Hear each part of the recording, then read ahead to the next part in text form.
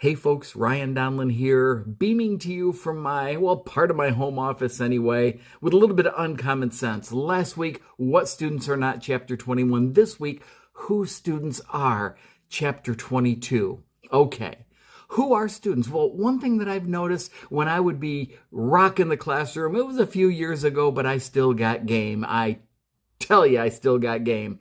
Students would lead me right into something where I would say something and I'd open myself up for the zinger or the one-liner.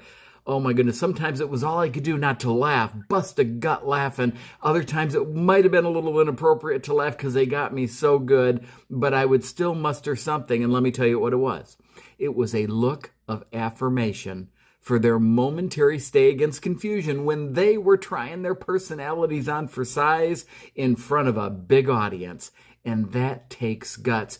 And that is what kids are all about. That's who they are. They are works in progress. They are their own action research model. They are the ones who are delivering the data, and we're giving them feedback on that data, and it's helping them grow and develop. That's who they are. They're in our care. Students, who are they? They're ones who spend 1,000 hours a week trying not to be embarrassed in front of those whom they love and who are their friends. 1,000 hours a week. Let's not be the adults who get in the way of that 1,000 hours a week defense mechanism that all kids, or seemingly most kids, have.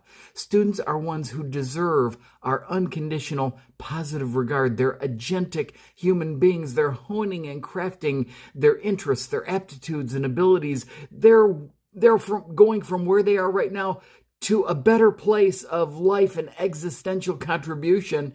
And are we going to help them along that path, or are we going to stand as a barrier in their way?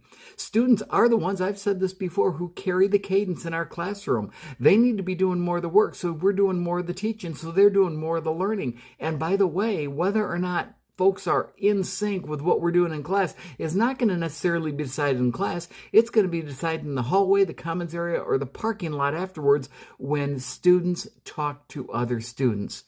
That's when we are either legit or Students are the future. In fact, if we think about it, they are going to be our caregivers when we're needing of some care. So, hey, as I think Stephen Covey says, be careful of those who you pass by when you're climbing the ladder, because someday when you're heading in the other direction, they may pass by you again, or something like that. I just probably created a disaster of his good work, but nevertheless, I'm trying to remain relevant and uncommon.